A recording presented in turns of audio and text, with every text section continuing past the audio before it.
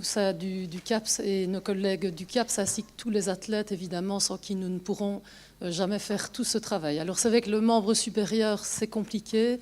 On va essayer d'expliquer, de comprendre pourquoi, et on va voir ce qui est mis en place actuellement en termes de prévention. Alors clairement, dans ce cadre-ci, on ne parlera pas de performance, mais clairement le challenge, c'est que l'athlète soit performant un maximum, tout en évitant la lésion. Et nous parlerons donc effectivement de prévention primaire, mais aussi risque de récidive, quels sont les critères de reprise. Et là, effectivement, beaucoup moins de littérature, beaucoup moins de réflexion actuelle, validée en tout cas. La difficulté de l'articulation de l'épaule, effectivement, c'est que nous sommes non pas sur une seule articulation, mais sur un complexe articulaire, avec principalement la gléno-humérale, qui est une articulation vraie entre la tête de l'humérus et la cavité glénoïdale. Mais nous devons prendre en considération également, de façon importante, on va voir pourquoi juste après, la mobilisation, le glissement de la scapula sur le grille thoracique. Et lors d'un mouvement exigeant sportif d'armes élancées ou de cycle de bras en natation, on a évidemment une intervention très précise entre le mouvement se passant dans la gléno-humérale ou dans la scapula thoracique. N'oublions pas également que font partie de l'épaule les complexes articulaires, l'articulation acromioclaviculaire et sternocostoclaviculaire. Difficulté également au niveau de la compréhension de la gestuelle et de la prévention de la lésion sportive sur le membre supérieur, c'est qu'effectivement, quand nous voyons ces vidéos de gestuelle sportive spécifiques, les exigences sont bien l'amplitude du mouvement, que ce soit dans des positions d'armée, mais également dans des positions de cycle de bras ou en escalade, des positions de vitesse. C'est la précision, c'est la puissance, c'est la vitesse d'exécution du bras, mais également c'est la phase de freinage et toutes ces conditions excentriques après la frappe de la balle qui vont amener à d'énormes contraintes, qu'elles soient articulaires ou musculaires. Quelles sont les différentes lésions d'épaule? On peut classer en deux catégories. La principale, évidemment, catégorie, ce sont les micro-lésions de surcharge qui amènent à des tendinopathies, principalement de la coiffe des rotateurs. L'épaule douloureuse instable liée à ces lésions particulières de l'épaule sportive liées à la caractéristique de l'articulation, les neuropathies périphériques, sans oublier, moins fréquentes mais également présentes, les lésions traumatiques de luxation et de fracture. Bien entendu, la prévention s'adresse particulièrement aux micro-lésions.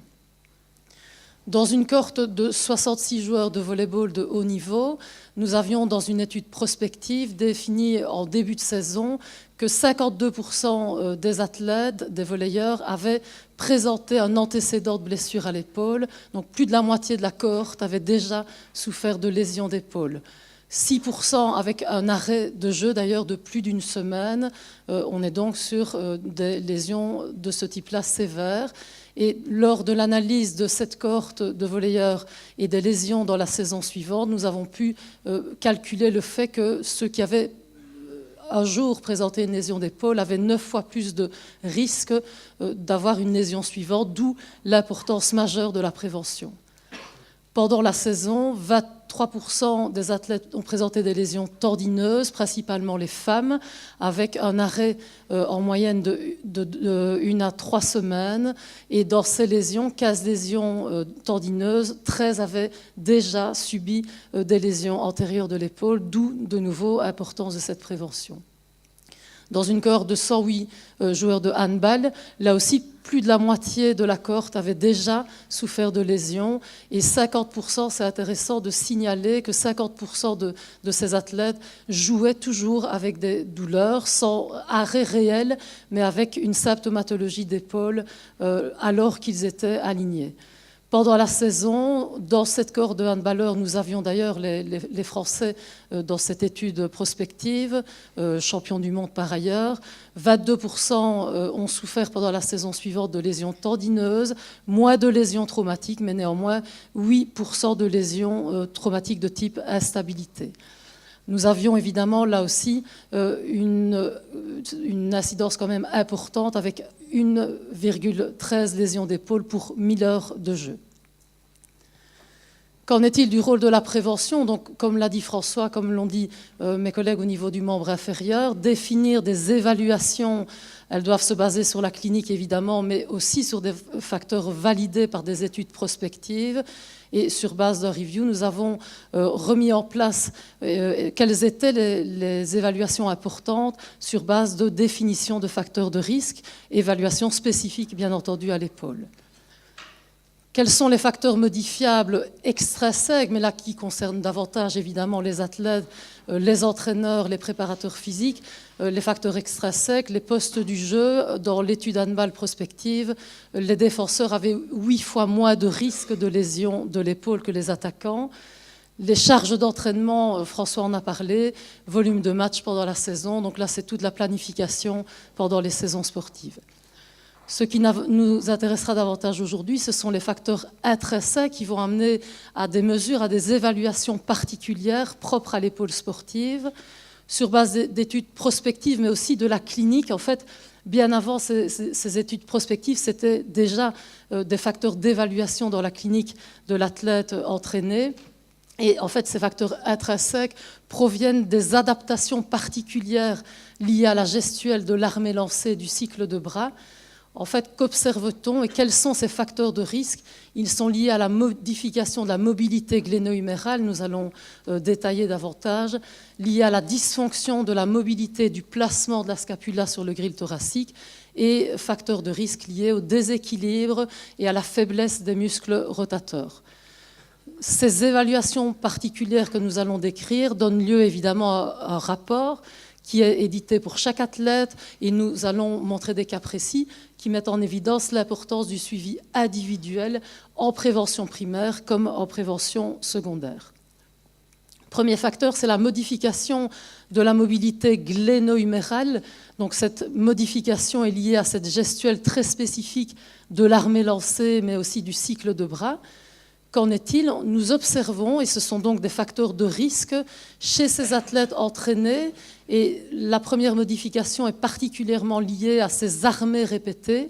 Nous observons une augmentation de la mobilité en position d'armée. Donc quand on fait une mesure spécifique passive dans cette position de l'athlète vers l'armée, nous avons une augmentation de cette mobilité dans certains cas qui est liée bien entendu aux armées répétées.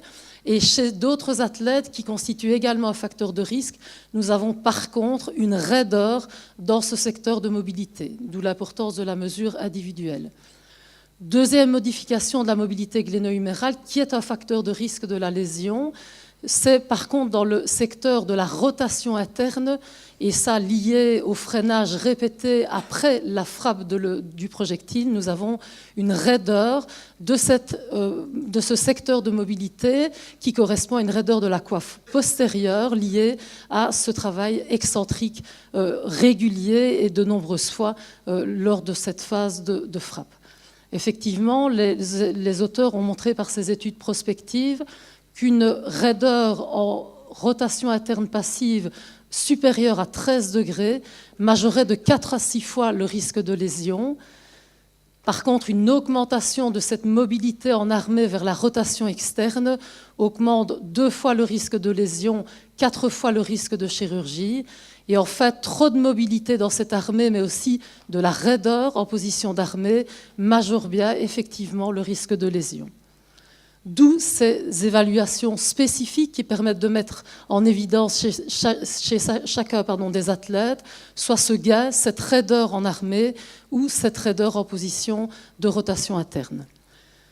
Après, l'élaboration de la fiche individuelle est toujours en discussion avec l'athlète, le préparateur physique et l'entraîneur. Nous adorons ces moments d'échange, évidemment, avec le staff médical et l'athlète. Si nous observons une augmentation de la mobilité en armée, nous proposerons des exercices pliométriques qui vont favoriser le travail excentrique de la coiffe antérieure. C'est ce travail freinateur qui permet de gérer la fin de l'armée, d'éviter cette hypermobilité en armée. La proprioception, tous ces exercices de tenir une balle dans une position d'armée va aussi gérer cette hypermobilité en armée. Si nous observons une raideur de la coiffe postérieure, vous connaissez tous, enfin je pense, de plus en plus utilisé maintenant, fort heureusement, cet étirement slipper stretch qui permet de restaurer cette perte de mobilité en rotation interne. Si on observe une raideur en armée, nous proposerons un étirement des structures antérieures du grand pectoral, par exemple. Ces étirements doivent être proposés à l'athlète avec, si possible, un préparateur physique. Nous avons ici la médaillée d'or olympique en tennis et nous remercions nos collègues du CAPS pour ces collaborations, chez qui nous avons proposé en prévention primaire à intégrer dans l'entraînement qui est mis en place, bien entendu, une série d'étirements dans le cadre des raideurs qui avaient été mesurées. Deuxième dysfonction, c'est la dysfonction du placement et de la mobilité scapulaire. Deuxième facteur de risque intrinsèque, que l'on appellera la dyskinésie scapulothoracique. C'est quoi cette dyskinésie? C'est en fait une malposition et qui n'est pas toujours liée à une symptomatologie. Elle est présente chez beaucoup d'athlètes. Malposition du placement et de la mobilisation de la scapula sur le grille costal. Deux scapulas qui se mobilisent bien, elles sont symétriques et elles ne décrochent pas du grille costal lors des mouvements du bras. Une dyskinésie correspond, on le voit ici, il y a différentes formes de dyskinésie, à cette ouverture, à cette instabilité de la scapula sur le grille costal lors des mouvements du bras. Les causes de la dyskinésie ont été mises en évidence, c'est notamment un déséquilibre musculaire en défaveur du trapèze moyen inférieur, du rhomboïde et du dentelé antérieur. C'est lié également à la fatigue et à la douleur, donc ça concernera la plupart, la fatigue en tout cas, beaucoup d'athlètes effectivement. Et la rétraction du petit pectoral, ses épaules antéprojetées, amène à cette dyskinésie par une traction vers l'avant de la scapula. La mesure, c'est quoi? Oui, avoir première démarche. Effectivement, cette dyskinésie a été montrée comme étant facteur de risque dans une étude très intéressante qui correspondait à l'analyse de beaucoup d'athlètes. Là, c'est même le review sur base de 419 athlètes. 160 présentaient une dyskinésie, 259 n'en avaient pas. La présence de la dyskinésie augmente de 43% le risque de développer une douleur d'épaule dans la saison suivante. D'autres reviews, d'autres études prospectives ont démontré, même si ce facteur de risque n'est pas toujours consensuel. Le bilan de la dyskinésie, c'est quoi? C'est surtout l'observation visuelle, l'athlète étant placé de dos, et l'observation de ce décrochage, à quel moment, de quelle façon. D'autres mesures accompagnent ce bilan de la dyskinésie, la position en sonnette, la symétrie par rapport au grille costal et cette raideur du petit pectoral complémentent l'observation visuelle. Dans certains cas, nous devons aller jusqu'à une évaluation isocinétique un peu particulière qui permet d'évaluer les antéprojecteurs et les rétroprojecteurs, qui sont ces muscles qui mobilisent la scapula en résistance à la fatigue et en force. Ça donne donc lieu également à des exercices spécifiques à l'athlète, à la mesure objectivée et au sport évidemment pratiqué. Une fiche individuelle, sans être, là on voit peu les chiffres d'ailleurs, c'est un suivi longitudinal d'un athlète qui présentait lors de la première année déjà une raideur en rotation externe en position d'armée du côté dominant, une raideur du petit pectoral du côté dominant, une raideur de la coiffe postérieure et une malposition scapulaire. Remédiation a été mise en place avec une amélioration la saison suivante de cette mobilité, de cette raideur du petit pectoral et de la coiffe postérieure, et nous observions dans la saison suivante une amélioration de la dyskinésie. Il nous est d'ailleurs possible dans ce cadre-là de savoir si l'athlète a été effectivement compliant ou non et s'il a adhéré aux exercices de remédiation. Et en fait, dernier facteur, en tout cas intrinsèque, objectivé, c'est le déséquilibre au niveau, ou la faiblesse au niveau des muscles de la coiffe des rotateurs. Cette coiffe des rotateurs qui a un rôle essentiel tant dans la performance que dans la lésion, dans toutes les phases de l'armée lancée du bras, avec notamment dans la performance cette action importante de la coiffe antérieure pour l'accélération du projectile, mais la coiffe postérieure a un rôle fondamental dans l'armée et dans le freinage du bras. Évaluer, on l'a dit, évidemment la coiffe des rotateurs, faiblesse éventuelle et les équilibres agonistes-antagonistes et le test isocinétique dans les différents modes de contraction sur les rotateurs internes et externes, avec là également de façon individuelle l'éventuelle présence d'un facteur de risque Quels sont ces facteurs de risque qui ont été mis en évidence? C'est notamment la faiblesse en excentrique de la coiffe des rotateurs. Nous avons démontré dans une étude prospective que majorer d'1 Nm en excentrique, la force de la coiffe limitait d'1% la lésion. Dans le handball, nous avions vu que la faiblesse en concentrique rapide des rotateurs internes majorait les risques de lésion. Ce rapport individuel donne lieu à des cas très variés parfois, justement, d'où l'importance du rapport individuel. Cet athlète, joueur de tennis, espoir, démontrait une augmentation de la force des rotateurs internes du côté dominant, logique. Sur les rotateurs externes, nous n'avions aucune amélioration, aucune majoration du côté dominant. Cela donnait lieu à des ratios trop bas et à une faiblesse justement de cette coiffe postérieure en excentrique qui est un des facteurs de risque, remédiation, renforcement de la coiffe postérieure. Alors que cet athlète, toujours tennis professionnel, présentait à l'inverse, du côté dominant, aucune majoration de la force des rotateurs internes, c'est assez surprenant. Du côté de la coiffe postérieure, des profils variables, parfois plus, parfois moins, par rapport au bras non dominant. Et là, par ailleurs, par contre, des ratios trop élevés. La remédiation était tout à fait inverse, avec là la demande d'un renforcement des rotateurs internes, important pour la prévention, mais aussi pour la performance. Voici quelques exercices proposés dans ce cadre-là.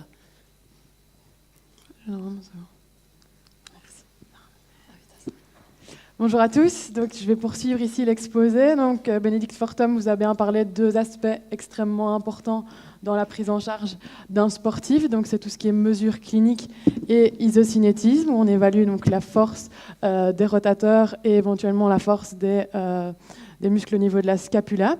Et puis moi, je vais vous parler maintenant d'un autre aspect extrêmement important et complémentaire au niveau de la prise en charge, c'est tout ce qui est analyse gestuelle. Et donc cette analyse gestuelle, elle va servir à la fois dans un objectif de performance, mais aussi dans un objectif de prévention des blessures, puisqu'on sait qu'une mauvaise gestuelle peut être à l'origine d'une lésion chez un sportif. Au niveau analyse 2D de la gestuelle, au sein du CAPS, c'est fait par Gilles Berroir, on en a parlé tout à l'heure. Et donc ici, on a un exemple au niveau saut à la perche, où à partir d'une vidéo, on peut établir différentes séquences de mouvements, pouvoir placer différents angles au niveau de la vidéo, différentes droites, pour vraiment analyser de façon très spécifique le geste sportif. Ici, au niveau javelot, même exemple, donc voilà, on superpose les différentes séquences de mouvements pour vraiment pouvoir bien décrire la gestuelle. Un exemple ici plutôt au niveau tennis, d'une étude qui a été réalisée par François Tubé dans le cadre de sa thèse. Et donc ici, on est sur une analyse du service et de la trajectoire de la balle. Et donc on a pris ici des différentes images. Et avec ces différentes images, on peut voir la gestuelle au niveau du bras et puis la trajectoire au niveau de la balle.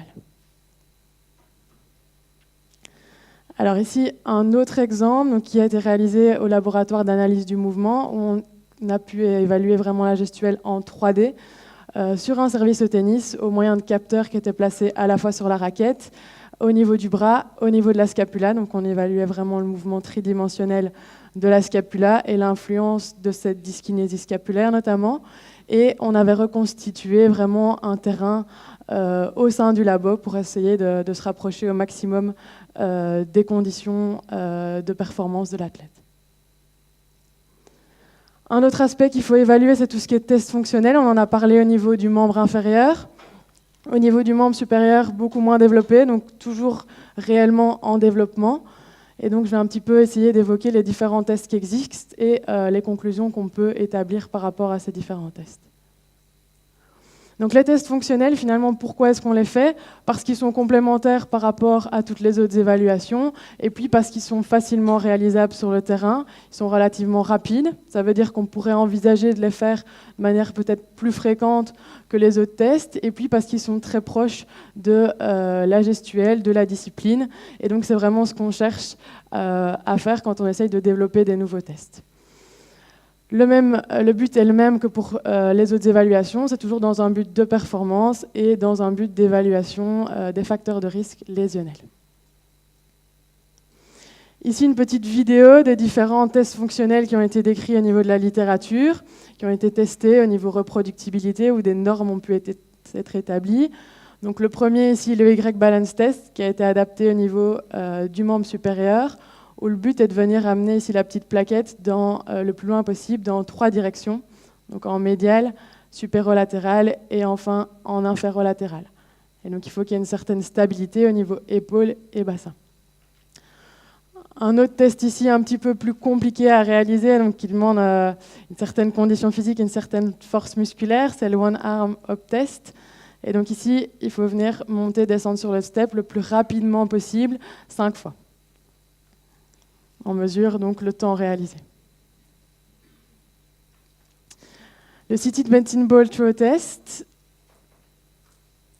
Donc là, on va mesurer la distance parcourue à partir d'un lancer qui se fait donc avec démarrage au niveau de la poitrine. Une autre petite variante, donc avec une position qui se rapproche un petit peu plus de la position lancer du poids au niveau de la main et du poignet.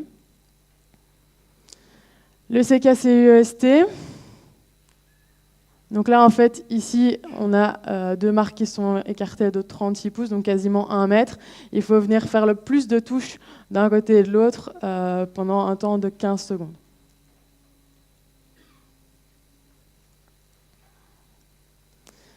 Et puis, le push-up test, où là, c'est réaliser un maximum de pompes pendant une durée de 15 secondes également. Donc tous ces tests peuvent être utilisés en prévention primaire, mais aussi en prévention secondaire lors d'un retour sur le terrain. Dans tous ces tests fonctionnels, donc, il y a des normes qui ont pu être établies en fonction de l'âge, en fonction du sexe, en fonction de la discipline, en fonction du niveau de pratique également.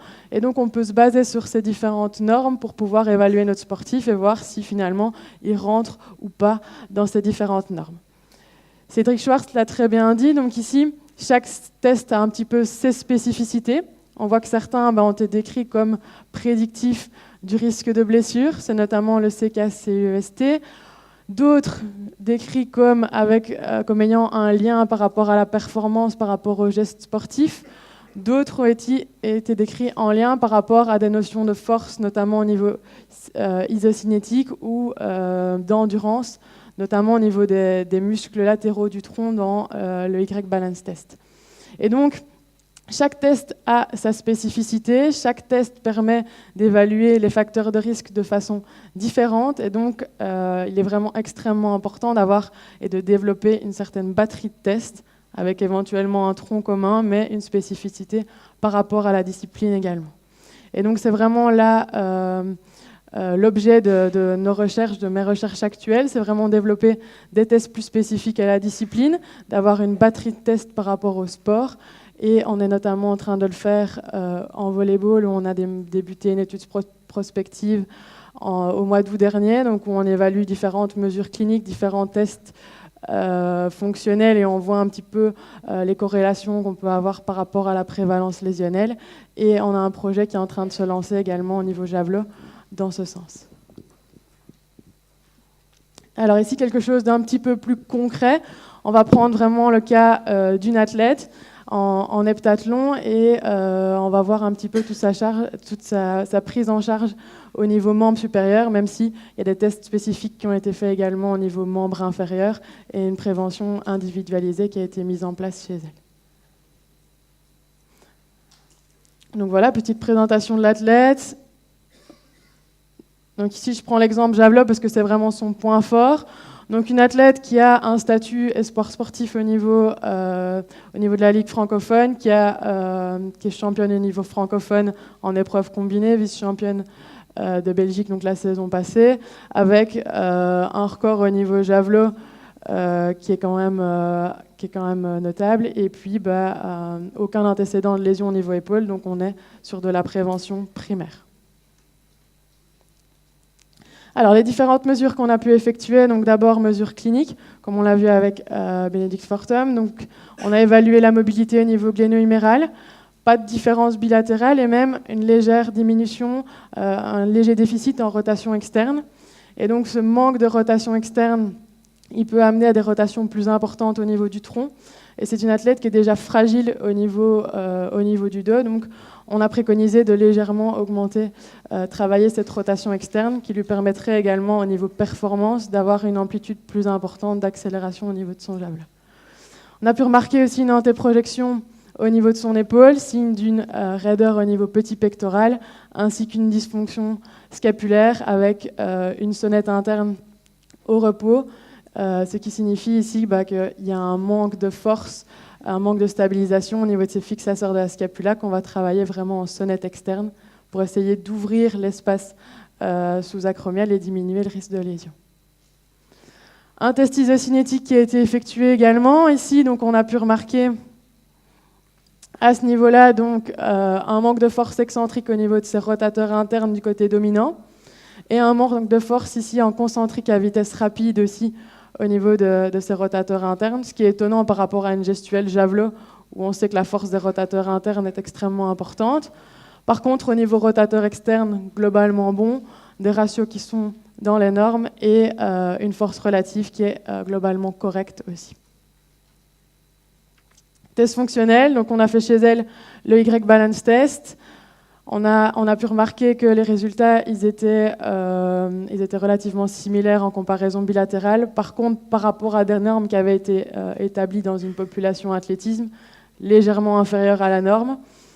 Donc, est-ce qu'il y a, on a éliminé l'hypothèse de peut-être une diminution de l'endurance des muscles latéraux du tronc ou d'un manque de stabilité en chaîne fermée chez cet athlète. Et puis, on a réalisé enfin donc, un lancer de medicine ball, dont je n'ai pas encore parlé, avec départ en armée qui est corrélé donc, avec la force des rotateurs internes, plus pour avoir une mesure de base par rapport à d'autres évaluations. Et donc, je parlais très vite fait ici de la prise en charge, donc ce qu'on a pu mettre en place chez elle. Donc on a vu qu'il y avait une raideur au niveau de la bretelle antérieure de l'épaule, un travail de rotation externe qui devait être travaillé, donc différents exercices qui sont mis en place, avec ici celui-ci, un travail supplémentaire de stabilité en chaîne fermée au niveau du bras. Renforcement des rotateurs internes, ici avec élastique.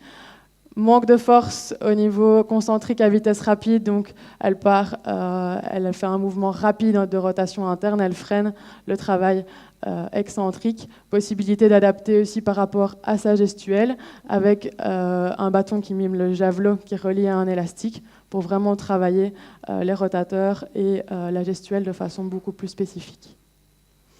Dernière chose, donc renforcement des fixateurs de la scapula. On peut travailler par exemple des exercices ici de diagonale.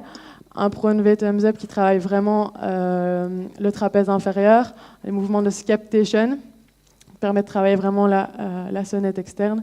Et un push-up plus qui va venir beaucoup plus recruter le dentelé. Pour continuer sur quelques exemples, nous remercions les athlètes de nous avoir autorisé à montrer quelques clichés. Donc, quand on parle plus de prévention secondaire, donc là c'est le retour après lésion, il est beaucoup plus difficile encore d'avoir une vraie évidence scientifique à l'heure actuelle, mais on se base, en ce qui nous concerne en tout cas, sur les mêmes batteries de tests après lésion pour le retour sur le terrain. Et ça nous permet donc, en fonction des résultats de ces tests, en fonction de la spécificité de l'athlète et de son sport, de proposer des exercices spécifiques à intégrer dans la préparation physique. Un autre athlète aussi après lésion, là aussi suivant un sport qui était moins en position d'armée, champion du monde de kayak, on a une remédiation qui est correspondante à la pratique sportive de la même façon. Pour terminer, nous remercions là aussi l'athlète de nous avoir autorisé à présenter les résultats. De nouveau, dans le cadre plutôt d'une prévention secondaire suivie après lésion, nous avons une triathlète de haut niveau, championne d'Europe en triathlon, qui présentait après une lésion au niveau du membre supérieur de l'épaule des sensations toujours de manque de force en natation lors de l'appui sur l'eau et d'instabilité scapulaire. Elle présentait d'ailleurs, lors des mesures cliniques que nous vous avons montrées, une dyskinésie clinique. L'EMG était normalisé et une vraie entrave à ce moment-là de la prise en charge à la performance. Dans un premier temps, il a été mis en place en fonction justement de ces mesures cliniques de dyskinésie. Elle a subi un test en chaîne fermée d'évaluation musculaire des muscles stabilisateurs de la scapula, les anté, les rétroprojecteurs, en résistance à la fatigue et en force. Et nous observions à ce moment-là un déficit majeur, surtout au niveau des antéprojecteurs. Le dentelé antérieur, ce sont ces muscles qui permettent à la scapula d'être bien verrouillée sur le grille costal. remédiation évidemment très assidue par cette athlète très, très compliante et qui est très riche dans la discussion d'ailleurs de son suivi. D'abord à 6 mois, on a une amélioration et puis finalement une normalisation, d'abord à 3 mois une amélioration, puis une normalisation à 6 mois du profil de force et d'ailleurs une amélioration réelle des performances dans l'eau et des sensations subjectives. L'athlète présentait toujours néanmoins des sensations de courbature du côté dominant lors d'entraînements longs à vélo. Et donc là aussi, ça montre la spécificité des différents tests proposés au sein du CAPS. Nous avons donc proposé un test sur vélo justement au sein du laboratoire d'analyse du mouvement, plus spécifique de s'athlète à ce moment-là, dans 3 positions différentes et en induisant la fatigue avec les outils 3D, les outils 2D et l'électromyographie.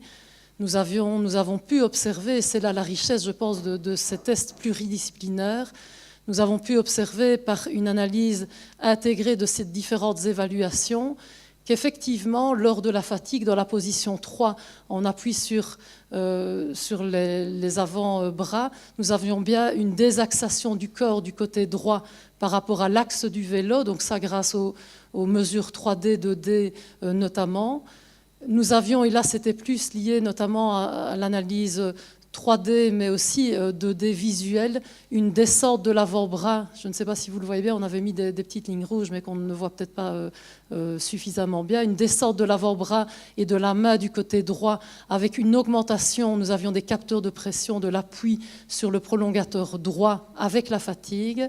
Et effectivement, si nous intégrions les mesures électromyographiques, et les mesures visuelles 3D et 2D, nous avions bien un décrochage de la scapula de ce côté droit avec la fatigue, alors qu'il n'y avait pas de majoration de l'activité du dentelé antérieur. Donc cette asymétrie a amené à une remédiation dans l'entraînement qui a permis d'améliorer les sensations subjectives. En conclusion, pour cette prise en charge membre supérieur, mais je pense qu'elle vaut pour la prise en charge préventive au sens large, la difficulté peut-être de l'épaule, évidemment, c'est que c'est une articulation extrêmement complexe, étant un complexe articulaire avec beaucoup de sollicitations. La prévention, quoi qu'il en soit, et là, quelle que soit l'articulation, est indispensable. Les facteurs de risque permettent quand même de mettre en évidence, de valider vraiment les évaluations que nous proposons, mais la clinique a tout son sens également. Proposer des évaluations propres à chaque articulation, individuelle si possible en début de saison. C'est évidemment beaucoup plus facile la prévention primaire que la prévention secondaire, étant donné les risques de récidive. Et évidemment une remédiation avec la meilleure possible et adhérence de l'athlète et du staff technique, le contrôle évidemment de l'amélioration.